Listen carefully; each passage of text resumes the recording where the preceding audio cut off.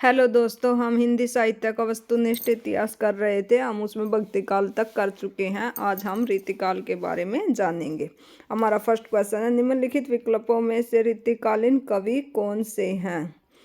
रीतिकालीन कवि इनमें कौन से हैं ये हमें देखना है। इसमें सूरदास भक्ति काल के हैं, तो ये हमारा गलत हो गया। मैथिली शरण गुप्त आधुनिक काल के हैं। जायसी मंजन विद्यापति ये सब आदिकालीन और भक्तिकालीन हैं। तो हमारा आंसर हुआ बिहारी मतीराम गणानंद और भूषण, ये रीतिकालीन कवि हैं। तो हमारा आंसर क्या हो गया? Answer B. तो इसकी व्याख्या देख लेते हैं हम। बिहारी मतीराम गणानंद भूषण रसनिधि बोधा आलम ठाकुर इत्यादि क्या हैं? रीतिकालीन कवि। तो हमारा नेक्स्ट क्वेश्चन है, निम्नलिखित कवियों का जन्म काल के अनुसार क्रम निर्धारण करें। तो हमारा इसमें आंसर क्या हो गया? रहीम, गणानंद, रसलीन और ठाकुर। इसके बारे में हम इसकी व्याख्या देख लेते हैं। रहीम का पूरा नाम अब्दुर रहमान खाने खा था। इनका जन्म कब हुआ? 17 दिसंबर 1556 को लाहौर में। रहीम के पिता का नाम क्या था? बैरम खान, और माता का नाम सुल्ताना। रीतिकाल के रीतिमुक्त काव्यधारा के प्रतिनिधि कवि गणानंद का जन्म कब हुआ? 1673 ईस्वी में। कहाँ पर हुआ? बुलंदशहर के एक कायस्थ परिवार में हुआ था। वे दिल्ली के बादशाह मोहम्मद शाह के मीर मुंशी थे। 1760 ईस्वी में इनकी हत्या कर दी गई। इनकी हत्या कब की गई? 1760 ईस्वी में। किसकी? गणानंद की। और रसलीन का पूरा नाम क्या था? सैयद गुलाब नबी। ये हमने इसके पूरे नाम भी याद रखना इम्पोर्टेंट है। रसलीन का पूरा नाम सैयद गुलाब नबी। ये रसलीन उपनाम के कविता लिखते थे। कि किस नाम से कविता लिखते थे? रसलीन। इनके पिता का नाम सैयद मोहम्मद बाकर था। इनके पिता का नाम क्या था? सैयद मोहम्मद बाकर।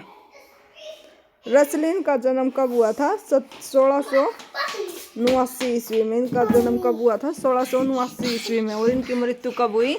1750 ईस्वी में। ठाकुर का पूरा नाम क्या था? लाला ठाकुर दास। इनका जन्म कब हुआ? 1766 ईस्वी में ओरछा में। इनके पिता का नाम क्या था? गुलाब राय। इनका जीवन काल के अनुसार क्रम निर्धारण हमारा आंसर क्या हुआ? बी सही है। हमारा नेक्स्ट क्वेश्चन है, रीतिकाल की सर्वाधिक व्यापक प्रवृत्ति क्या थी? इसमें नायिका भेद और श्रृंगार रस विवेचन। तो हमारा आंसर इसमें ए सही है। इसके बारे में हम व्याख्या देख लेते हैं। रीतिकाल में रस विवेचन के संदर्भ में नायक नायिका भेद का विवेचन मतीराम, तोष, रसलीन, प्रवृत्ति इत्यादि अनेक कवियों ने किया है। किसने किया है? मतीराम, तोष और रसलीन ने। हमारा नेक्स्ट क्वेश्चन है, रीतिकाल की विशेषताओं के संदर्भ में निम्नलिखित में से एक विशेषता इसमें गलत है। तो हमें इसमें से गलत निकालनी है। तो हमें देखेंगे कि इसमें से सही विकल्प कौन कौन से हैं। रीतिकाल में अलंकरण की प्रधानता थी, ये हमारा ठीक है। रीतिकाल की प्रमुख भाषा कौन सी थी? ब्रज, ये भी ठीक है। ब्रज भाषा थी इसमें रीतिकाल में। रीतिकाल में प्रकृति का आलम्बन रूप में वर्णन हुआ है, ये हमारा गलत है। रीतिकाल में लक्षण ग्रंथों की प्रमुखता है, ये भी ठीक है। तो हमारा आंसर हो गया इसमें सी। रीतिकाल में प्रकृति का आलम्बन रूप में वर्णन नहीं किया गया है। इसकी व्याख्या देख लेते हैं हम। रीतिकाल में स्वतंत्र और आलम्बन रूप में प्रकृति चित्रण बहुत कम हुआ है। रीतिकाल की अन्य विशेषता इस प्रकार लक्षण ग्रंथों का निर्माण हुआ है। श्रृंगार चित्रण, वीर और भक्ति काव्य, नीति काव्य, ब्रज भाषा का उत्कर्ष, आलंकारिकता और काव्य रूप। हमारा नेक्स्ट क्वेश्चन है, रीतिकालीन कवियों की काव्य भाषा क्या थी? काव्य भाषा क्या थी? इनकी काव्य भाषा क्या थी? ब्रज भाषा। ये हम पीछे भी देख चुके हैं कि इनकी भाषा कौन सी थी? ब्रज भाषा। इसकी व्याख्या हम देख लेते हैं। रीतिकालीन कवियों की काव्य भाषा के रूप में ब्रज भाषा के विकास में गणानंद, बिहारी मतीराम, पद्माकर, देव, भिखारीदास का नाम उल्लेखनीय है। भिखारीदास ने तो यह मिथ्य तोड़ा कि ब्रज भाषा में रचना के लिए ब्रज रहना अनिवार्य है। ब्रज भाषा हेतु ब्रजवास ही न अनुमानो, ऐसे ऐसे कवीन की बानी हूँ सो जान्यो। अन्य इसके महत्वपूर्ण तथ्य हम देख लेते हैं। पद्माकर की भाषा में सब प्रकार की भाषिक शक्तियों पर कवि का अधिकार दिखाई पड़ता है। आचार्य शुक्ल के शब्दों में कहीं तो इनकी भाषा संदिग्ध मधुर मधुर पदावली द्वारा एक सजीव भाव भरी प्रेम मूर्ति खड़ी करती है, कहीं भाव या रस की धारा बहती है, कहीं अनुप्रासों की झंकार उत्पन्न करती है, कहीं वीर दर्प से श्रुभ वाहिनी के समान अकड़ती और कड़कती हुई चलती है, और कहीं प्रशांत सरोवर के समान स्थिर और गंभीर होकर मनुष्य जीवन की विभ्रांति की छाया दिखाती है। सारांश यह है कि इनकी भाषा में वह अनेक रूपता है जो एक बड़े कवि में होनी चाहिए। भाषा की ऐसी अनेक रूपता गोस्वामी तुलसीदास में दिखाई पड़ती है। किस में दिखाई पड़ती है? तुलसीदास जी में। हम नेक्स्ट क्वेश्चन देखते हैं। रीति युगीन कवियों का सर्वाधिक प्रिय छंद कौन सा है? कौन सा था इनका सर्वाधिक प्रिय छंद? सवैया। इसकी व्याख्या देख लेते हैं। रीति युगीन कवियों ने परंपरागत छंदों का प्रयोग बहुलता से किया है, जिनमें कवित, सवैया और दोहा इत्यादि थे, किंतु सर्वाधिक रूप से इस युग के कवियों का सर्वाधिक प्रिय छंद कौन सा था? सवैया, जिसका प्रयोग उन्होंने श्रृंगार रस में किया है। नेक्स्ट क्वेश्चन है, आचार्य रामचंद्र शुक्ल ने रीतिकाल का प्रवर्तक आचार्य किसे माना है? किसे माना है? चिंतामणि को। इसकी व्याख्या देख लेते हैं। आचार्य रामचंद्र शुक्ल ने चिंतामणि को रीति काव्य परंपरा का प्रवर्तक माना। चिंतामणि के उपरांत रीति काव्य परंपरा अविच्छिन्न रूप से चली है। इसके हम महत्वपूर्ण तथ्य देख लेते हैं। डॉक्टर भगीरथी मिश्र ने रीति काल के प्रवर्तक आचार्य केशवदास को माना है। आचार्य विश्वनाथ प्रसाद मिश्र ने हिंदी रीति काल का प्रवर्तक केशवदास को माना है। चिंतामणि ने रीति को काव्य का स्वभाव कहा है। चिंतामणि ने क्या कहा? काव्य का स्वभाव। देव ने रीति को काव्य का द्वार कहा है। नेक्स्ट क्वेश्चन है, हिंदी रीति ग्रंथों की परंपरा चिंतामणि त्रिपाठी से चली है, अतः रीति काल का आरंभ उन्हीं से मानना चाहिए। यह कथन किसका? यह कथन किसका? रामचंद्र शुक्ल का। इसके बारे में देख लेते हैं हम।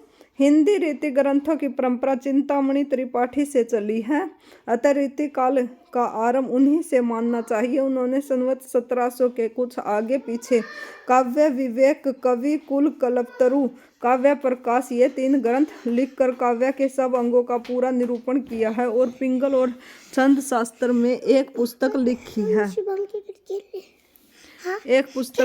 है। हमारा नेक्स्ट क्वेश्चन है,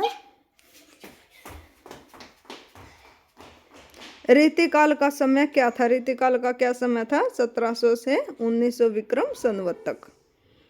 ये किसके द्वारा माना गया है? आचार्य रामचंद्र शुक्ल के द्वारा। आचार्य रामचंद्र शुक्ल ने रीतिकाल की समय अवधि 200 वर्ष मानी है। उनकी समय सीमा 1700 से 1900 विक्रम संवत, अर्थात यदि इसे सन में कन्वर्ट करेंगे तो 1643 से 1843 ईस्वी तक। डॉक्टर गणपति चंद्र गुप्त, डॉक्टर मोहन अवस्थी, डॉक्टर राम रतन भटनागर, डॉक्टर रमाशंकर शुक्ल रसाल, डॉक्टर राम खेलावन पांडे आदि रीतिकाल का आरंभ 1600 ईस्वी मानते हैं। हमारा नेक्स्ट क्वेश्चन है, आचार्य रामचंद्र शुक्ल ने उत्तर मध्यकाल को क्या नाम दिया है? क्या नाम दिया है उत्तर मध्यकाल को? रीतिकाल।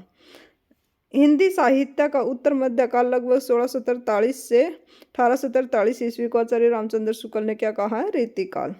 रीतिकाल को श्रृंगार काल कहा है। किसने कहा है? विश्वनाथ मिश्र ने। आचार्य विश्वनाथ मिश्र ने क्या कहा है? श्रृंगार काल। किसे कहा है? रीतिकाल को।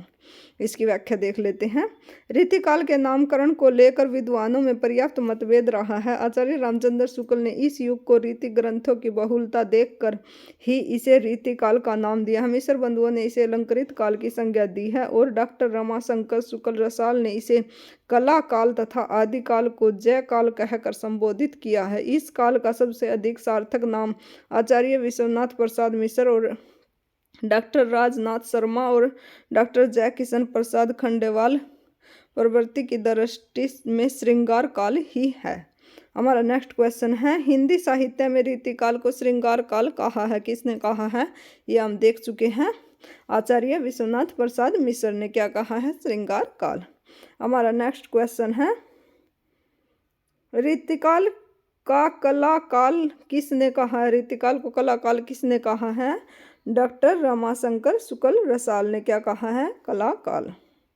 हमारा नेक्स्ट क्वेश्चन है, रीतिकाल को अलंकृत काल किसने कहा? अलंकृत काल किसने कहा? मिस्र बंधुओं ने। ये काफ़ी इंपॉर्टेंट क्वेश्चन है। हमारा नेक्स्ट क्वेश्चन है, रीतिकाल को अलंकृत काल किस इतिहासकार ने कहा है? मिस्र बंधुओं ने। किसने कहा? मिस्र बंधुओं ने। रीतिकाल को अलंकृत काल नाम किसने दिया? किसने दिया? मिस्र बंधुओं ने। हमारा नेक्स्ट क्वेश्चन है, इनमें से किसने आदिकाल को जय काल या रीतिकाल को कला काल कहा है? किसने कहा है? डॉक्टर रमाशंकर शुक्ल रसाल ने। रीतिबद्ध कवियों के बारे में हम नेक्स्ट वीडियो में देखेंगे। Thank you for watching.